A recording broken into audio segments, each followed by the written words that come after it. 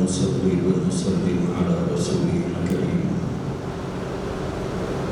أما بعد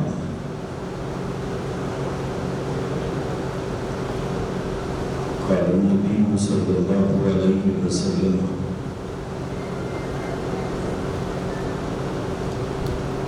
لا إيمان لمن لا أمانة له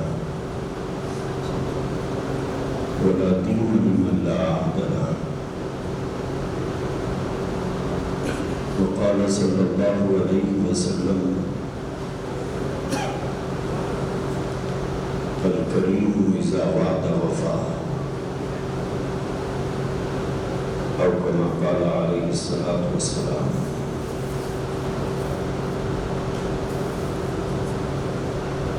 قابل قدر مہمان گرامی، معزز علماء کرام، ائمہ اعظام، حفاظ کرام،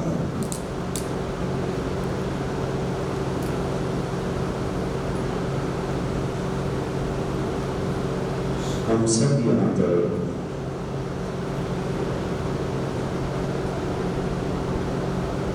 نبی رحمت صلی اللہ علیہ وسلم کے دائر ہوئے دین کی نسبت اور اس کے خدام کی حیثیت سے یہاں جمع ہوئے ہیں.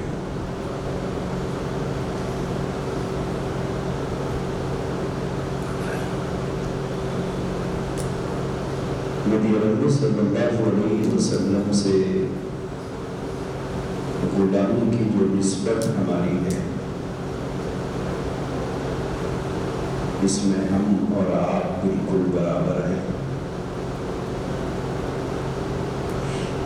اور اسی نسبت سے ہم لوگ یہاں جمع ہوئے ہیں.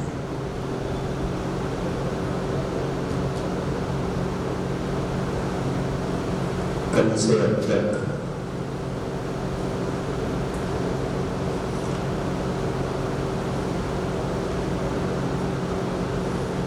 دینی ذمہ داریوں کے عنوان سے بہت سی باتیں آپ حضرات کے گوش گزار کی گئی ہیں.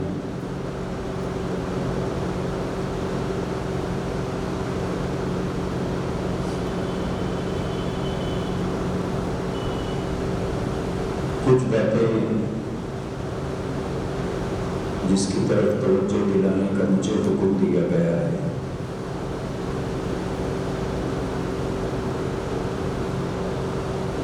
دوستو،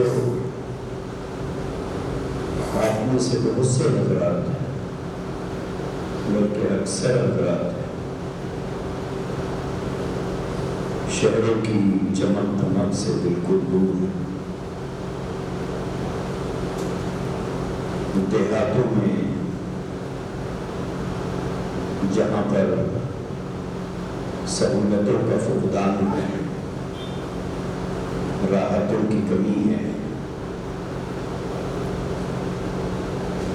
آسائش کا تو تصور نہیں کیا جا سکتا، اس طرح کے دیہاتوں میں رہ کر آپ حضرات دین کی خدمت انجام دے رہے ہیں.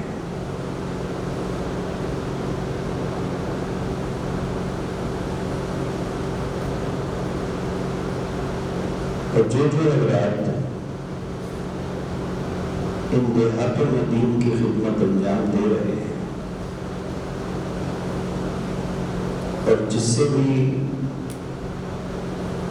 آپ نے معاہدہ کیا مفوضہ امور کے تعلق سے، اور جو بھی اجرت آپ کی طے ہوئی ہے، آپ حضرات برضا و رغبت بخوشی وہاں پر گئے ہوئے. آپ کوئی کسی مدرسے کے طالب علم نہیں ہے کہ جبراً سرپرستوں میں لے جا کر آپ ہمارے مقتدیوں میں کتنے لوگوں کو معلوم ہے شرائط نماز کیا ہے، جس کے بغیر نماز نہیں ہوتی؟ فرائض نماز کیا ہے؟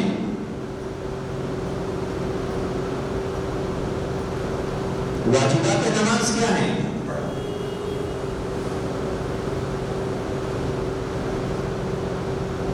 جس دیہات میں ہم رہتے ہیں ان میں سے کتنوں کو ہم یہ بات سکھائے ہیں آج تک؟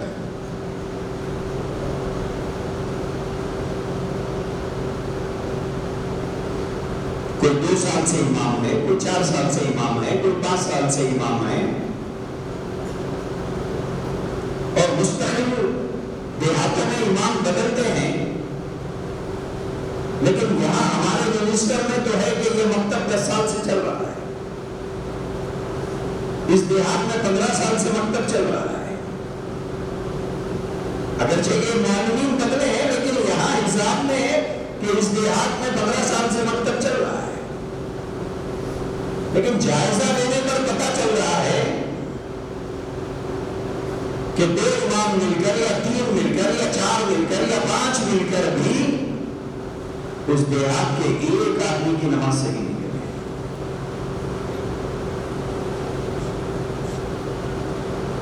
اور اس 15 سالہ خدمات کا نتیجہ کیا ہے؟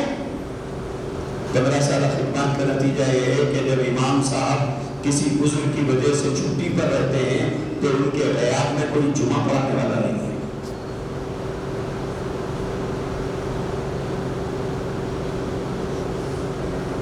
ان کے غیاب میں کوئی جنازہ پڑھانے والا نہیں ہے۔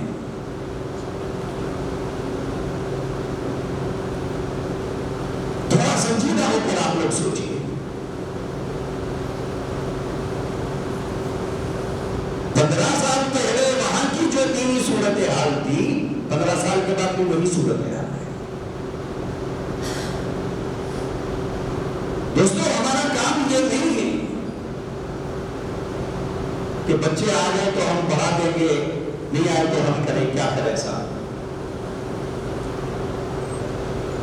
ہر جگہ یہی شکایت ہوتی ہے کہ بچے نہیں آتے صاحب، ہم کیا کریں؟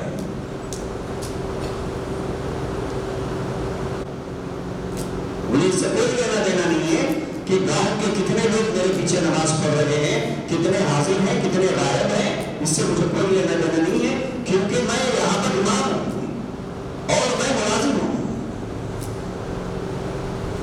میں مکتب میں ملازمت کر رہا ہوں اور مکتب کو میں تنخواہ کے لیے پڑھا رہا ہوں۔ میں میرے ذہن و دماغ میں دین کی خدمت کا کوئی تصور نہیں۔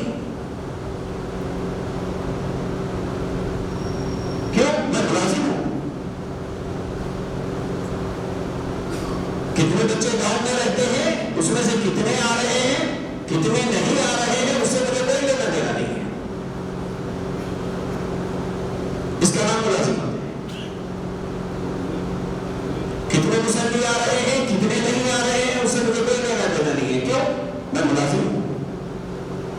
مکتب میں کتنے آ رہے ہیں، کتنے غیر حاضر ہیں، مجھے کوئی لینا دینا نہیں ہے۔ کیوں؟ اس لیے کہ میں ملازم ہوں۔ اس کا نام ملازمت ہے، اس کا نام دین کی خدمت نہیں ہے۔ دین کی خدمت کس چیز کا نام ہے؟ کہ گاؤں میں 15 گھر ہے، 20 گھر ہے، 25 گھر ہے، 5 آدمی نماز کو آ رہے ہیں، باقی کیوں نہیں آ رہے؟ گاؤں میں 25 بچے رہتے ہیں، مکتب میں 10 آ رہے ہیں، 15 کیوں نہیں آ رہے؟ میں ان کے گھر جاؤں گا، ان کے ماں باپ سے پوچھوں گا کہ بھائی کیوں نہیں آ رہے؟ بڑے بچہ اسکول سے آنے تک بہت دیر ہو رہی ہے، گاؤں میں اسکول نہیں ہے، پڑوس کے گاؤں میں بچے جاتے ہیں، بس سے جاتے ہیں، آتے ہیں، آنے تک تھک جاتے ہیں، کچھ کھا پی کے ہوم ورک کرنا ہوتا ہے۔ دل پہ ہاتھ رکھ کے اپنے آپ سے سوال کیجئے، کبھی آپ نے جا کر ان سے کہا آپ کے بچے کب پڑھنا چاہتے ہیں؟ ٹھیک ہے، مکتب کا وقت فجر کے بعد میں ہے، ٹھیک ہے، مکتب کا وقت عصر سے مغرب تک ہے، صبح اسکول جانے کی گڑبڑ ہوتی ہے، شام میں آئے تھکے آ رہے ہیں، لیکن آپ کے بچے پڑھنا کب چاہتے ہیں؟ میں تیار کے لیے یہاں پر ہوں۔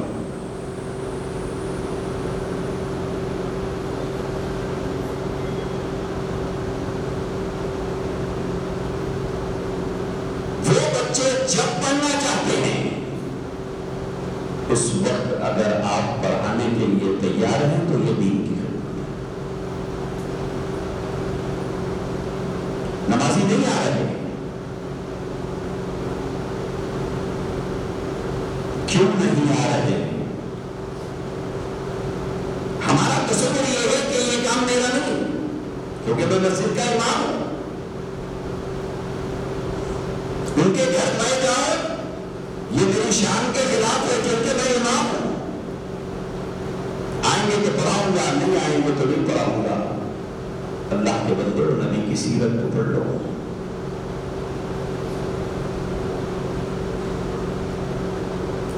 نبی علیہ صلی اللہ علیہ وسلم کتنی بار ابو جہل کے پاس گئے تھے، کتنی مرتبہ؟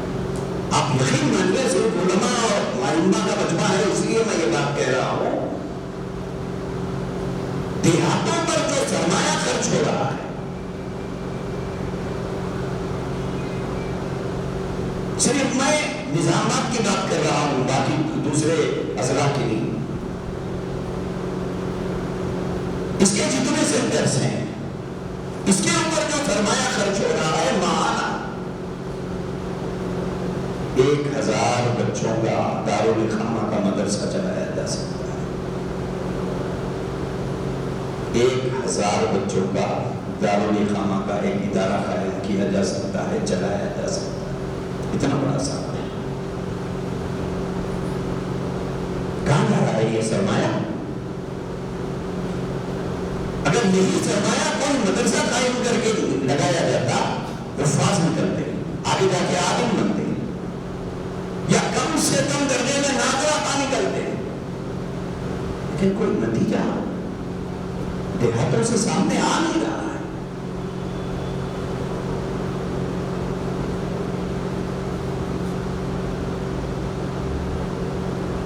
یہ الزام کس کے کانوں تک دوستوں رکھا جائے؟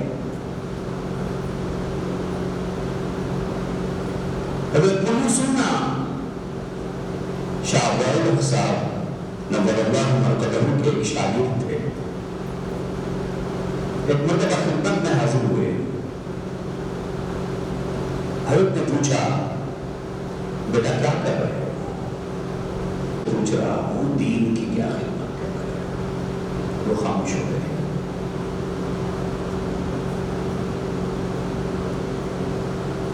حضرت یوسف رحمۃ اللہ علیہ نے فرمایا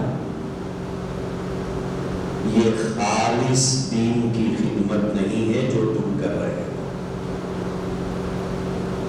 اس کے پیچھے تو تمہاری غرض وابستہ ہے، تمہارے معاشی مسائل لگے ہوئے ہیں، اس کے ساتھ امامت کی وجہ معاشی مسائل ہیں،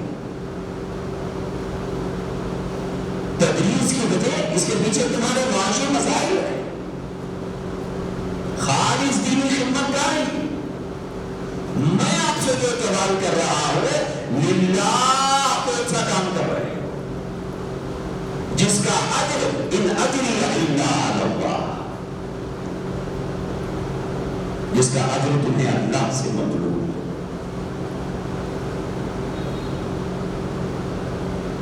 ایسا کوئی کام کر رہے ہو؟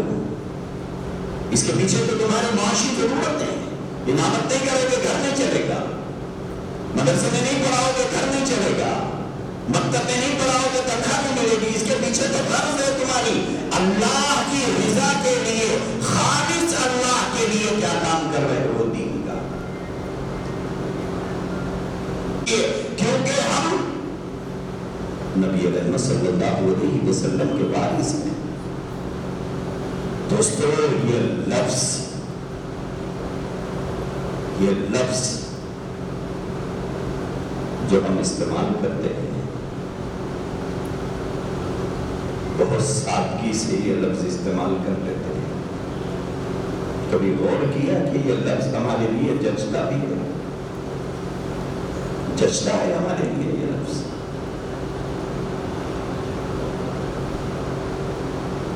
کیونکہ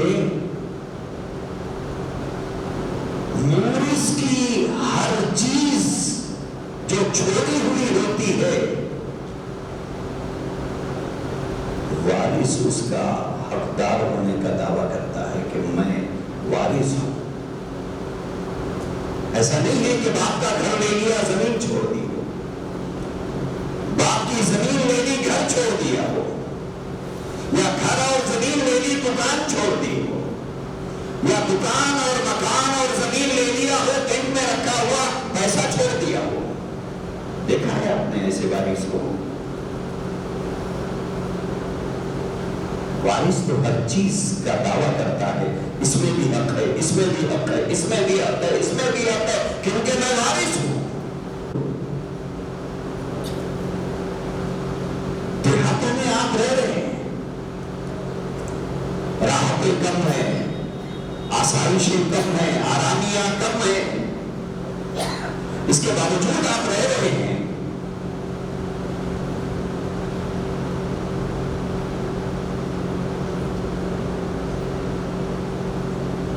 اگر نیت بدل رہے، تھوڑا اگر ارادہ بدل رہے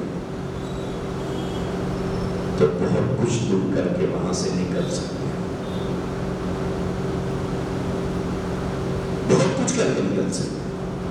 اب ایک سوال ذہنوں میں رہتا ہے، ذمہ دار ہمیں دے کیا رہے ہیں؟ کیا دے رہے ہیں؟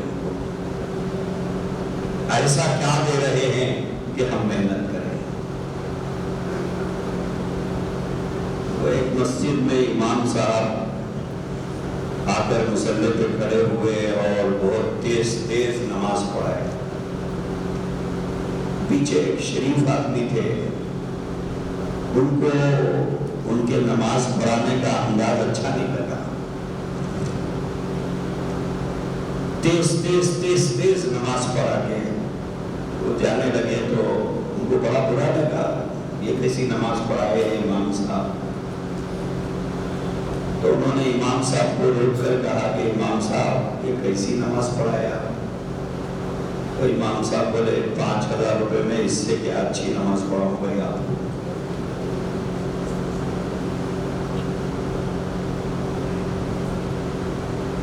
ہمارے ذہنوں میں بھی کہیں یہ تو نہیں ہے، ہمیں ملازمین کی ضرورت نہیں ہے، خدمت گزاروں کی ضرورت ہے۔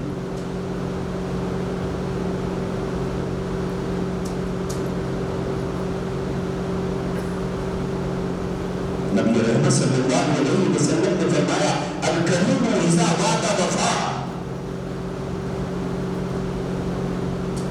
شریف آدمی جب وعدہ کرتا ہے تو وہ وعدے کو پورا کرتا ہے۔ قرآن کریم کہتا ہے اوفوا بعہدی اوفی بعہدکم، آپ کو معلوم ہے اس کا ترجمہ؟ آپ پڑھ رہے ہوئے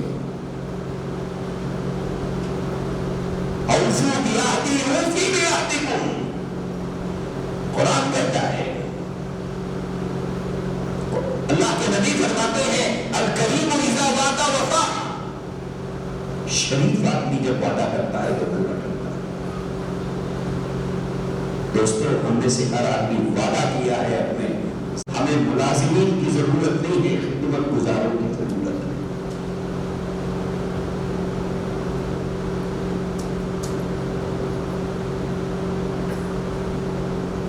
نبی رحمت صلی اللہ علیہ وسلم نے فرمایا الکریم اذا وعد وفا، شریف آدمی جب وعدہ کرتا ہے تو وہ وعدے کو پورا کرتا ہے۔ قرآن کریم کہتا ہے اوفوا بعہدی اوفی بعہدکم،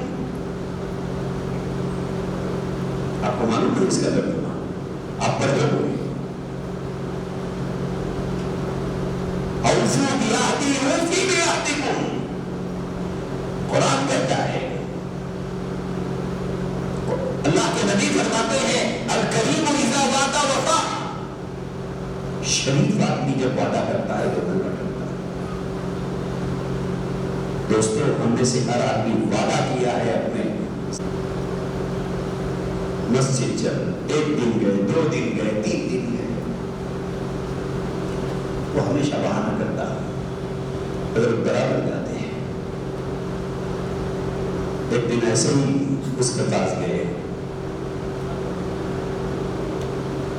تھوڑا ناراض تھا وہ کہ بار بار تنگ کر رہے ہیں، تو اس نے حضرت پر ہاتھ اٹھا دیا، ایک تھپڑ جڑا، اس کے نتیجے میں حضرت نیچے گر گئے۔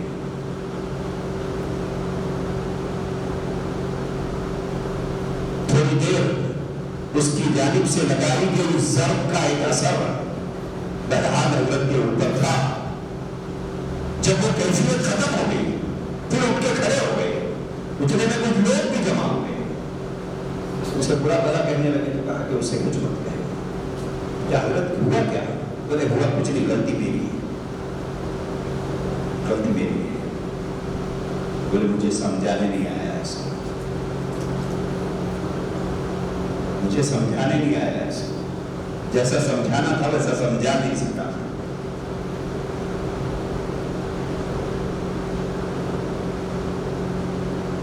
جب وہ چانٹے کا اثر ختم ہوا تو اس موز کی بنڈی ڈالنے سے مسجد مولانا الیاس صاحب رحمۃ اللہ علیہ نے کہا، دیکھ جو کام تو کرنا چاہ رہا تھا وہ کام تو نے کر لیا ہے، اب تو میری بات مان لے، اب تو مان لے میری بات۔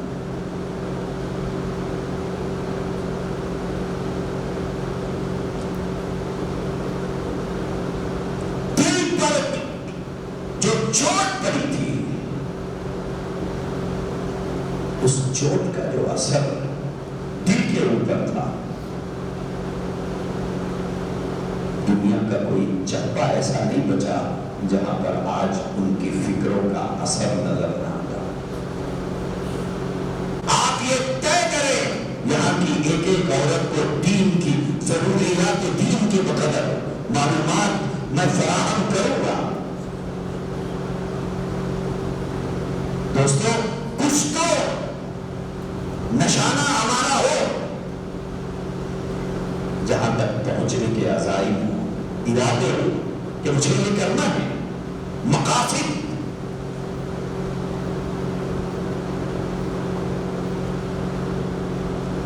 اس دوران خدا نہ خواستہ لاکھ مرتبہ زندگی وفات نہ تھی تو ہو سکتا ہے اللہ ہمیں چھوڑ دے، لیکن ہم وہاں دیہات میں رہے اور کوئی ان کے بچوں کی ان کی دینی فکر ہمارے اندر نہ ہو، طلب نہ ہو، بے طلبوں میں طلب پیدا کرنے کا جذبہ نہ ہو، اور پھر ہم وہاں موجود ہو اور دین کے نام پر ہر مہینہ تنخواہ اٹھاتے رہے، کیا ہمارے لیے درست؟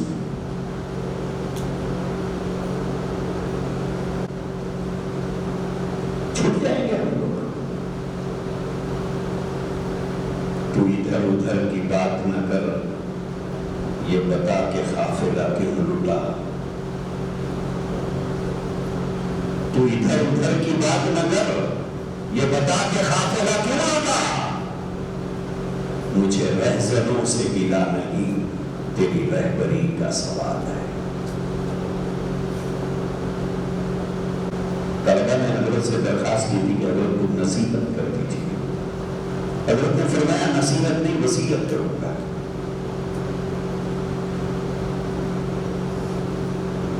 کیونکہ ہو سکتا ہے کہ بعد میں تم میں سے کسی سے ملاقات ہو نہ ہو، میں بوڑھا ہو چکا ہوں، پتہ نہیں تم لوگ پھر کب آؤ گے، ایک وصیت ہے۔ حضرت شیخ نے فرمایا اس تعلیم کو حاصل کرنے میں یا تو تمہاری اپنی مرضی تھی یا تمہارے والدین کی مرضی تھی، پتہ نہیں یہ راستہ تم نے منتخب کیا تو کیوں کیا مجھے نہیں معلوم ہے، یا تمہارا شوق تھا یا تمہارے والدین کا شوق تھا، مجھے نہیں معلوم ہے، کچھ بھی ہو۔ حضرت نے فرمایا بیٹا یہ جو راستے کا انتخاب تم نے یا تمہارے والدین نے کیا ہے، اس راستے سے دنیا نہیں ملتی، مال نہیں ملتا، دولت نہیں ملتی، عہدے نہیں ملتے، منصب نہیں ملتے، اندہ ماشاءاللہ کسی کو مل جائے، لیکن عام ضابطہ یہ ہے کہ اس سے دولت نہیں ملتی، عالیشان بنگلے نہیں ملتے، کوٹھریاں نہیں ملتی، گاڑیاں اور بنگلے نہیں ملتے، سونا اور چاندی نہیں ملتی، مال اور دولت نہیں ملتی، زر اور زمین نہیں ملتی۔ یہ وہ راستہ ہے۔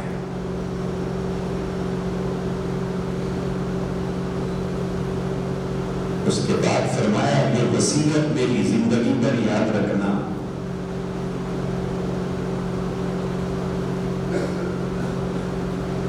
دنیا تو ملتی نہیں، آخرت خراب مت کر لو۔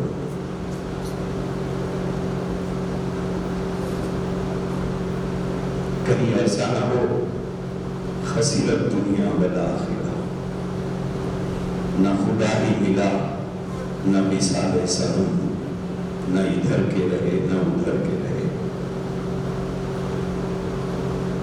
جو ذمہ داریاں تھی اسے نہ نبھا کر اللہ کے پاس جا کر کیا شکل بتائیں گے؟ نبی کا دین گھروں سے نکلتا رہا، دیہات میں رہنے والے کوئی مندروں کو جا رہے ہیں، کوئی چرچوں کو جا رہے ہیں،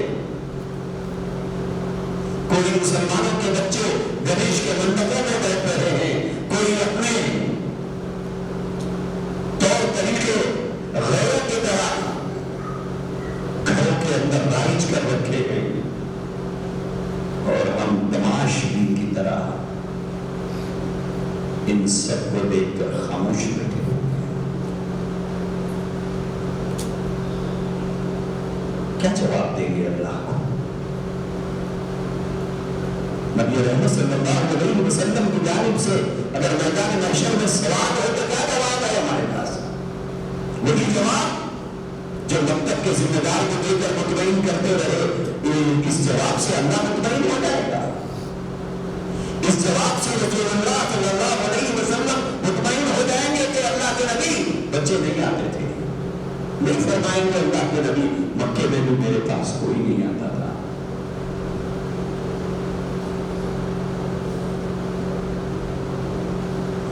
طائف گیا تھا، کوئی میری بات سننے والا نہیں تھا، میں خاموش بیٹھ گیا۔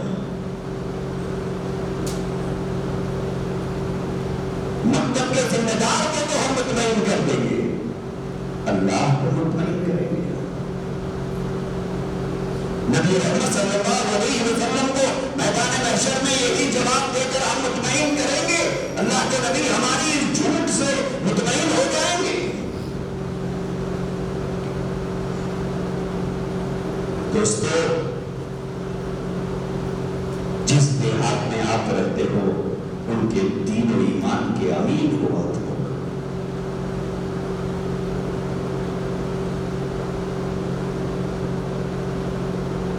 جیسے اللہ کے نبی علیہ السلام نے اہل مدینہ کے پاس حضرت مصعب بن عمیر رضی اللہ عنہ کو داعی بنا کر بھیجا تھا۔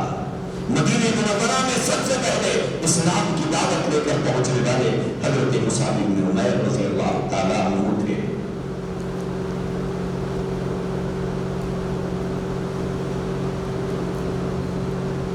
ان دیہاتوں کی صورتحال دینی اعتبار سے اگر دیکھا جائے تو اس زمانے میں مکے کی جو صورتحال تھی ایسی ہی کچھ صورتحال ان دیہاتوں کی ہے۔ میں ایسے دیہاتوں میں جاتا ہوں جن کے بچے کالے کپڑے پہن کے شیرینی جاتے ہیں، عورتیں برقع پہن کر چرچوں میں بیٹھتی ہیں۔ ایک ہی ضلع کے اندر 15,000 گھروں کے لوگ بت پرستی میں مبتلا ہے۔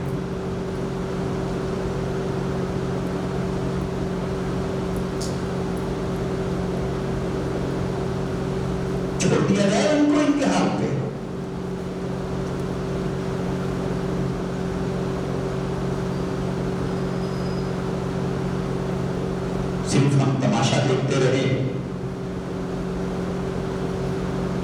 میرے بھائیوں،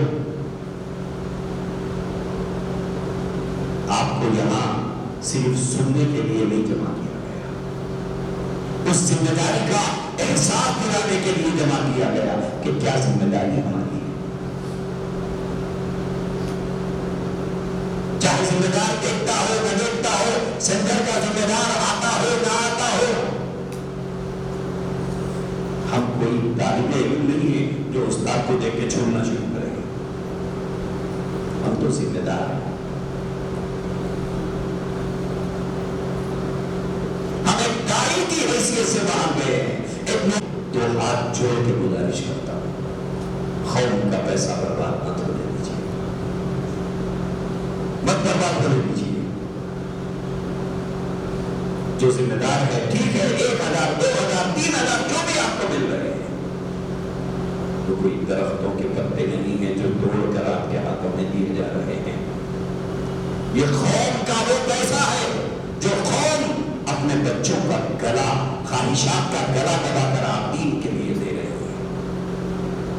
وہ اپنے بچوں پہ خرچ کر سکتے تھے، اپنے ماں باپ پہ خرچ کر سکتے تھے، اپنے گھر پہ خرچ کر سکتے تھے، اپنی ضروریات پر خرچ کر سکتے تھے، لیکن کوئی 2000 کوئی 5000 کوئی 10000 اس لیے دے رہا ہے کہ دیہاتوں میں ارتداد پھیل رہا ہے۔ ہم جا کے ان سے کہتے ہیں خدا کے لیے کچھ دے دیجئے، دیہاتوں کے مسلمانوں کے بچوں کو ہمیں پڑھانا ہے، دیہات کے مسلمانوں کو کفر سے بچانا ہے، دیہات کے مسلمانوں کو ارتداد سے بچانا ہے، قادیانیت کے فتنے سے، فقیریت کے فتنے سے بچانا ہے۔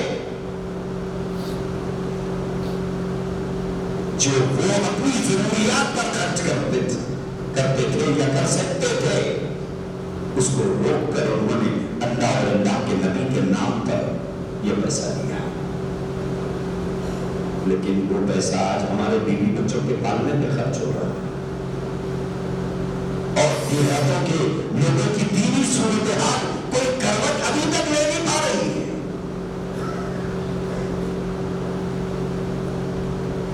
کیا مانا ہے؟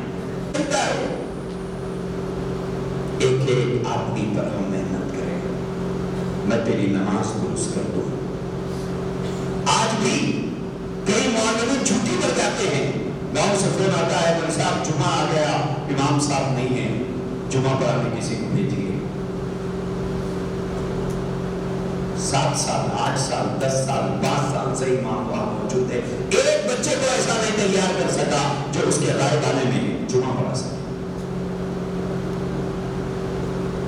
ہم بار بار معلمین سے کہتے ہیں آپ اپنی موجودگی میں 2-4 بچوں کو نماز پڑھانے کے قابل بنا دو، سری نماز، جہری نماز، جمعہ پڑھانے کے قابل بنا دو، چھوٹا سا خطبہ لکھ کر اسے دے دو۔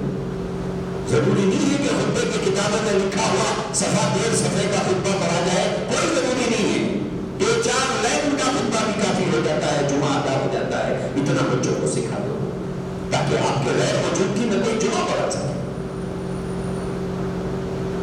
ہماری غیر موجودگی میں کوئی جنازہ آئے تو جنازہ پڑھا سکے۔ کوئی محنت اس کے اوپر نہیں ہے، تو پھر اس منطق کا فائدہ کیا ہے؟ ملازمت کا لفظ نکال دیجیے کہ میں ملازم ہوں، یہ لفظ ہٹا دیجیے۔ آپ آج سے اپنے آپ کو دین کا ایک داعی سمجھیے۔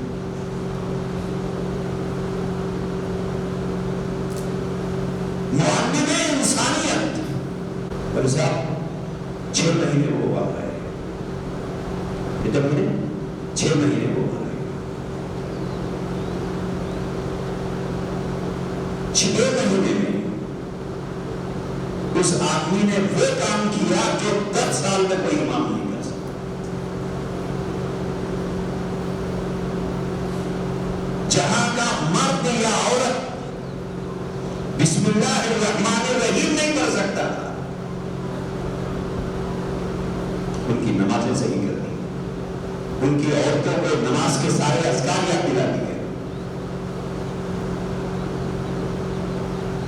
سارے اذکار سنایا، 2-3 سورتیں یاد، سورہ فاتحہ یاد، تحیات یاد، دعا درود شریف یاد۔ بھائی صاحب 6 مہینے وہ وہاں رہے. کتنے مہینے؟ 6 مہینے وہ وہاں رہے. 6 مہینے میں اس آدمی نے وہ کام کیا جو 10 سال میں کوئی امام نہیں کر سکتا.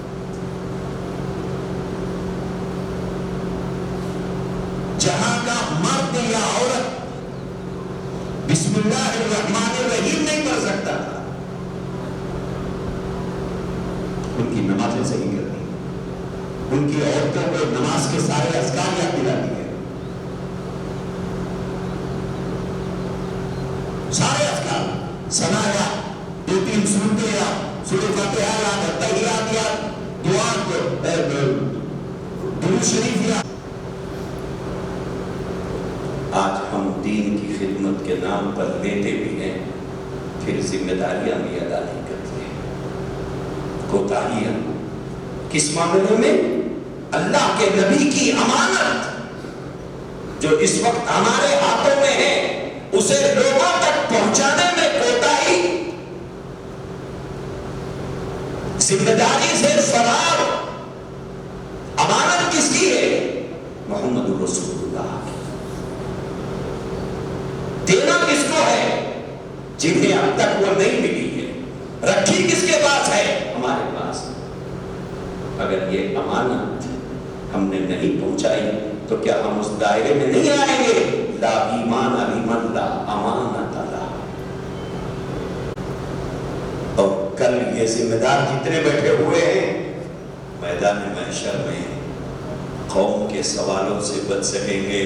مفتی صاحب ماہانہ پیسے لے جاتے تھے، میں آپ کو دیتا تھا، یہاں تو آپ کے مولوین پکڑے جا رہے ہیں. اللہ نہ کرے ایسا ہو، اللہ نہ کرے ایسا ہو. اس لیے دوستو آپ کی نگرانی، یہ عمر اور یہ علم، یہ منصب، سینوں میں قرآن، ذہنوں میں علوم حدیث، اس کے باوجود کوئی نگران آپ کے پیچھے رہے، یہ آپ کے منصب کو زیب نہیں دیتا. اس لیے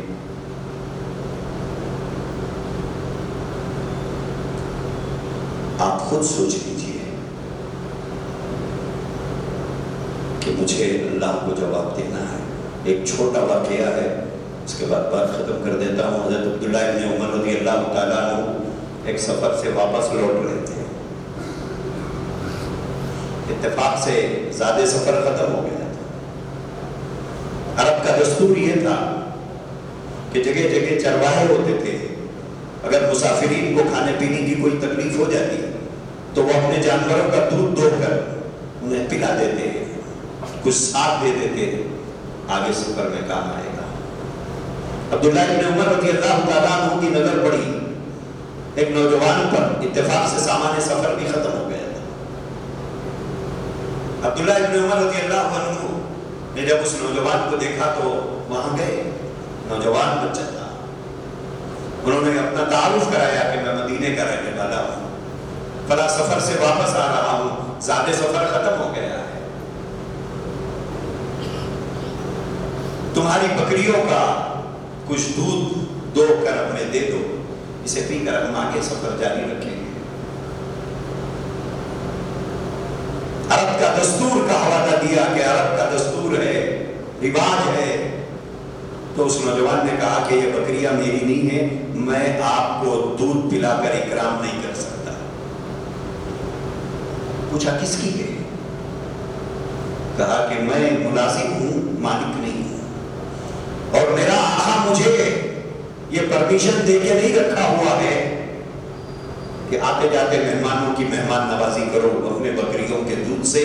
یہ اجازت مجھے حاصل نہیں ہے، لہذا میں معذور ہوں، ساری. عبداللہ ابن عمر رضی اللہ عنہ کو اس نوجوان کی ایمانداری پر بڑا رشک ہوا. اس نے عرب کے دستور کو بھی بالا طاق رکھ دیا، رواج کو بھی بالا طاق رکھ دیا. کہا اجازت نہیں دیتا، لہذا میں معذور ہوں۔ بڑا رشک آیا، لیکن حضرت عبداللہ ابن عمر رضی اللہ عنہ نے سوچا کہ تھوڑا اور امتحان لے اس کا، کیونکہ بعض آدمی بعض چیزوں میں بڑا ایماندار رہتا ہے، باقی چیزوں میں پورا بے ایمان رہتا ہے۔ 10 روپے گرے ہوئے ہیں، لوگ اٹھا کے بولتے مودن صاحب جس کی 10 روپے گر گئے تھے وہ ذرا اعلان کرو۔ اب انہوں مودن صاحب اعلان کرتے، دوسرے دن جا رہا تھا، اتفاق سے کہ 20 روپے گرے ہوئے، ذرا شک میں آ جاتا، پھر بھی اٹھا کے بولتا مودن صاحب یہاں 20 روپے گرے ہوئے ہیں۔ تیسرے دن جا رہا تھا، 100 روپے کی نوٹ پڑی ہوئی ہے۔ اب پھر تیسرے دن میں اٹھا کے بولتا مودن صاحب 100 روپے کی نوٹ گری ہوئی ہے کس کی بھی۔ چوتھے دن جا رہا 500 کی نوٹ پڑی ہوئی ہے۔ انہیں بولتا یہ اللہ کی غیبی مدد ہے بھائی، ایسا کیسا ہو سکتا، یہ تو اللہ کی غیبی مدد ہے میرے ساتھ۔ تو آج کے دور میں 10 روپے میں جو ایماندار ہے 20 روپے میں بے ایمان ہے، 100 روپے میں جو ایماندار ہے 500 روپے میں بے ایمان ہے۔ عبداللہ ابن عمر رضی اللہ عنہ نے سوچا اس کا اور تھوڑا امتحان لیتے ہیں، اس کی ایمانداری اور دیانتداری کا۔ تو انہوں نے کہا کہ ٹھیک ہے، اچھا ہے، مت پلاؤ دودھ، کوئی بات نہیں، ایک بکری ہمارے ہاتھوں بھیج دو، ہم بکری کا دودھ بھی پی لیں گے، بکری ذبح بھی کریں گے، اسے بھونیں گے، ہم بھی کھائیں گے، تمہیں بھی کھلائیں گے، تمہیں بکری کا بھونا ہوا گوشت بھی مل جائے گا، پیسے بھی تمہارے جیب میں آ جائیں گے۔ اس نے کہا کہ مجھے تمہارے گوشت کی ضرورت نہیں، میں روزے سے ہوں۔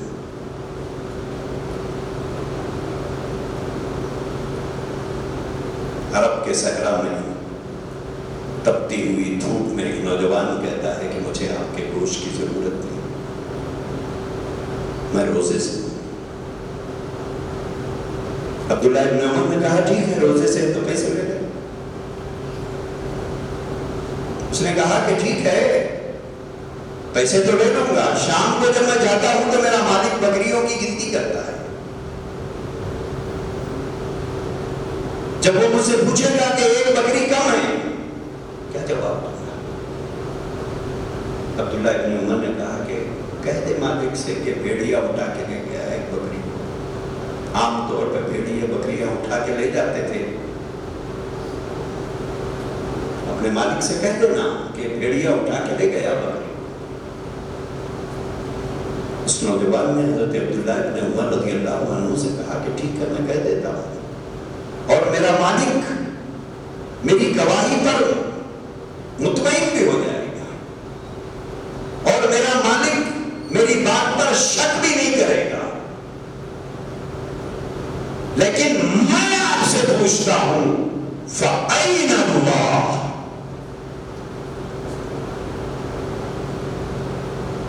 مالک کو تو مطمئن کر دوں گا، فَأَيْنَ اللَّهُ، وہ اللہ کہاں گیا، اس کو کیا جواب دوں گا؟ یہ جملہ یاد رکھو اور اپنے دیہاتوں کو جاؤ، فَأَيْنَ اللَّهُ۔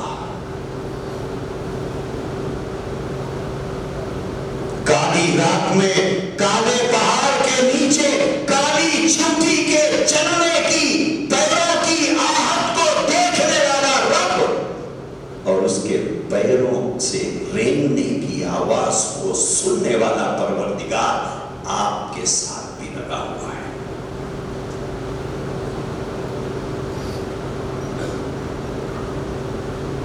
آپ اس کی نگاہوں سے بچے ہوئے نہیں ہیں، اپنی ذمہ داریوں کا احساس پیدا کرو، کہیں ایسا نہ ہو خسر الدنیا والآخرہ، نہ دنیا میں بھی نہ آخرت میں۔ بدلو ان دیہاتوں کے مقدر کو، اپنے وجود کا احساس دلاؤ وہاں پر۔ میں پیٹ پالنے کے لیے یہاں نہیں آیا، میں اللہ کے نبی کی امانت لے کے آیا ہوں۔ حجۃ الوداع کے موقع پر نبی رحمت صلی اللہ علیہ وسلم نے کہا تھا کہ شاہدین کی ذمہ داری یہ ہے کہ غائبین تک اس کو پہنچائے. وہی امانت ہے. یہ تمہارے نبی کی امانت ہے, تمہیں دینے آیا ہوں. یہ تمہارے رسول کی امانت ہے, تمہیں دینے آیا ہوں. یہ اللہ کا بھیجا ہوا پیغام ہے, یہ تمہارے حوالے کرنے آیا ہوں. یا دین کی خدمت گزار. بتائیے کون دین کی خدمت گزار اپنے آپ کو سمجھے. بس اس عزم کے ساتھ, حوصلے کے ساتھ جائیے, کچھ مجھے کرنا ہے, کچھ کرنا ہے.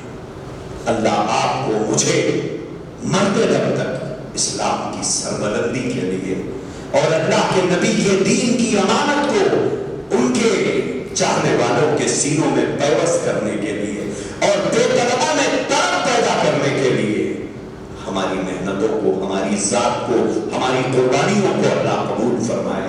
وآخر دعوانا ان الحمد للہ رب العالمین. ماہر وقیب جلال وجہک وعظیم سلطانک. اللہم صلی علی سیدنا و شفیعنا و حبیبنا و مولانا محمد مبارک وسلم. اللہم اصلح لنا شأننا کلا ولا تکلنا الى انفسنا طرفت عین. اللهم آت نفوسها تقواها وزكها أنت خير من زكاها أنت وليها ومولاها. اللهم أحسن عاقبتنا في الأمور كلها وأجرنا من خزي الدنيا وعذاب الآخرة. اے اللہ, آپ کا دین بہت بلند ہے, ہماری ذات بہت چھوٹی ہے. اے اللہ, آپ کا دین بہت بلند و بالا تر ہے. اے اللہ, ہم حقیر اور فقیر لوگ ہیں. پروردگار عالم, آپ کا شکر ہے, احسان ہے, آپ کا کرم ہے کہ آپ نے ایک عظیم کام کے لیے ہماری حقیر ذات کو اے اللہ پسند فرمایا ہے. اے اللہ, اس کا حق ادا کرنے کی توفیق عطا فرما دیجیے. اے اللہ, اس ذمہ داری کو پورا. ماہر وقیب جلال وجہک وعظیم سلطانک. اللہم صلی علی سیدنا و شفیعنا و حبیبنا و مولانا محمد مبارک وسلم. اللہم اصلح لنا شأننا کلا ولا تکلنا الى انفسنا طرفت عین. اللہم آت نفوسها تقواها وزکها انت خیر من زکاها انت ولیها و مولاها. اللہم احسن عاقبتنا فی الامور کلها وَأَجِرْنَا مِنْ خِزِي الدُّنْيَا وَعَذَابِ الْآخِرَةِ. اے اللہ, آپ کا دین بہت بلند ہے, ہماری ذات بہت چھوٹی ہے. اے اللہ, آپ کا دین بہت بلند و بالا تر ہے. اے اللہ, ہم حقیر اور فقیر لوگ ہیں. پروردگار عالم, آپ کا شکر ہے, احسان ہے, آپ کا کرم ہے کہ آپ نے ایک عظیم کام کے لیے ہماری حقیر ذات کو اے اللہ پسند فرمایا ہے. اے اللہ, اس کا حق ادا کرنے کی توفیق عطا فرما دیجیے. اے اللہ, اس ذمہ داری کو پورا شوق نہ ہو, ان میں شوق پیدا کرنے کا سلیقہ سکھا دیجیے. اے اللہ, ہمیں سلیقہ نہیں آ رہا ہے, ہم تیرے بندوں کو سمجھا نہیں پا رہے ہیں, ہم تیرے بندوں کو پڑھا نہیں پا رہے ہیں. مولا, غلطی ان کی نہیں ہے, ہمیں اپنی جہالت کا شکوہ ہے, ہمیں سلیقہ نہیں آتا, ہم بے سلیقہ ہے. پروردگار عالم, ہماری رہبری فرما دیجئے, ہماری رہنمائی فرما دیجئے. ہماری عمروں کا بڑا حصہ آپ کے دین کے نام پر خرچ ہو رہا ہے. اے اللہ, اسے صحیح رخ عطا فرما دیجئے, صحیح رخ عطا فرما دیجئے. اے اللہ, تیرے بندے کوئی مندروں کو جا رہے ہیں, کوئی چرچوں کو جا رہے ہیں. تیرے نبی کے ماننے والی مسلمان بیٹیاں برقعے پہن کر 500 میں اپنا ایمان بیچ رہی ہیں. اے اللہ, مسلمانوں کی بیٹیاں غیروں کے گودوں کی زینت بن رہی ہے, غیروں کے ہوس کا نشانہ بن رہی ہے. مسلمانوں کی بیٹیوں کے پیٹوں سے مشرکین کے بچے جنم لے رہے ہیں. اے اللہ, اے اللہ, ہم سے کچھ کام لے لیجئے, ہم سے کچھ کام لے لیجئے, ہم سے کچھ کام لے لیجئے. ہم ہماری نالائقی کو نظر انداز فرما دیجیے، اے اللہ ہماری نالائقی کو نظر انداز فرما دیجیے، ہماری بے ترتیب زندگی کو نظر انداز فرما دیجیے، اے اللہ ہماری دنیاوی جذبوں کو نظر انداز فرما دیجیے، ہماری دنیا کی ہوس کو نظر انداز فرما دیجیے، ہم سے کچھ کام لے لیجیے، ہم سے کچھ کام لے لیجیے تاکہ محشر کی رسوائی سے ہم بچ سکے۔ نبی کو دیکھنے کی آرزو ہے، میدان محشر اس کے لیے بہانہ ہے، کہیں ایسا نہ ہو کہ ہماری ناکامیوں اور ہماری بے ایمانیوں اور ہماری غفلتوں کی وجہ سے میدان محشر میں بھی اپنے نبی کے دیدار سے ہم محروم کر دیے جائیں۔ اے اللہ اس دن کے خسارے سے بچا لیجئے، اس دن کے خسارے سے بچا لیجئے، ہمارے دلوں کے اندر کام کے سلیقے ڈال دیجئے، ہمارے دلوں میں پکے عزائم پیوست فرما دیجئے، ہمارے ذہنوں کے اندر کام کے طریقے ڈال دیجئے۔ اے اللہ دعوت کے اصول سکھا دیجئے، اے اللہ بلند و بالا حوصلے عطا فرمائیے، قدم قدم پر ہماری رہبری فرمائیے، قدم قدم پر ہماری دستگیری فرمائیے، قدم قدم پر ہماری اے اللہ رہنمائی فرمائیے۔ اے پروردگار عالم زندگی کی آخری سانس تک ہم سے دین کی حفاظت کا کام لے لیجئے، دین کی اشاعت کا کام لے لیجئے، اس کے بدلے میں یہی حقیر محنتوں کے بدلے میں آپ ہم سے راضی ہو جائیے، انہی حقیر خدمتوں کے بدلے میں آپ ہم سے راضی ہو جائیے، انہی حقیر خدمتوں کے صدقے ہمارے ماں باپ کی بھی بخشش فرما دیجئے، ہمارے ماں باپ کی بھی بخشش فرما دیجئے، ہماری اولاد کی بھی بخشش فرما دیجئے، ہمارے گھر والوں کی بھی بخشش فرما دیجئے۔ اے پروردگار عالم زندگی اے اللہ بے ٹھکانہ چل رہی ہے، نہ کوئی عزائم ہے، نہ کوئی ارادے ہیں، نہ کوئی صحیح تمنائیں ہیں، نہ کوئی صحیح آرزویں ہیں۔ اے اللہ دنیا داروں کی طرح ہماری بھی زندگیاں گزر رہی ہے، پروردگار ہمارے ارادوں کو صحیح رخ عطا فرما دیجیے، ہماری تمناؤں کو نبی کی تمناؤں کی طرح بنا دیجیے، ہمارے خواہشات کو نبی کے خواہشات کی طرح بنا دیجیے، ہم سے خوب دین کی خدمت لے لیجیے۔ اے اللہ جتنی دنیا آپ نے مقدر میں رکھی ہے اس میں خوب برکت نصیب فرمائیے، اس میں خوب برکت نصیب فرمائیے، ہر مہلک اور موذی بیماری سے ہم کو ہمارے گھر والوں کو بچائیے۔ اے اللہ بہت کم وسائل ہمیں میسر ہے اور آپ کے ان دینی خدمت گزاروں کو جو دور روشنیوں سے دور اندھیرے دیہاتوں میں رہتے ہیں، ان کے بچوں کی رہبری فرمائیے، ان کے بچوں کی دستگیری فرمائیے۔ اے اللہ جو کچھ انہیں مہانہ ملتا ہے اس میں خوب برکت عطا فرمائیے، خوب برکت عطا فرمائیے، ہر مہلک بیماری سے بچائیے، ہر موذی بیماری سے بچائیے۔ اے اللہ غیب سے ان کی مدد فرمائیے، غیب سے نصرت فرمائیے، ان کے بچوں کی ضروریات کی تکمیل فرمائیے۔ اے اللہ جتنے خدمت گزار ہیں ان سب کو ہر مہلک اور موذی بیماری سے بچائیے، آفات سماوی سے بچائیے، آپ کے غضب سے بچائیے، آسمان سے نازل ہونے والے ہر خیر میں ہمارا حصہ مقدر فرمائیے، آسمان سے اترنے والے آپ کے ہر غضب کے فیصلے سے ہماری اور ہمارے نسلوں کی حفاظت فرمائیے۔ ربنا تقبل منا انك انت السميع العليم وتب علينا انك انت التواب الرحيم وصلى الله تعالى وسلم على خير خلقه سيدنا محمد وعلى اله واصحابه اجمعين برحمتك يا ارحم الراحمين۔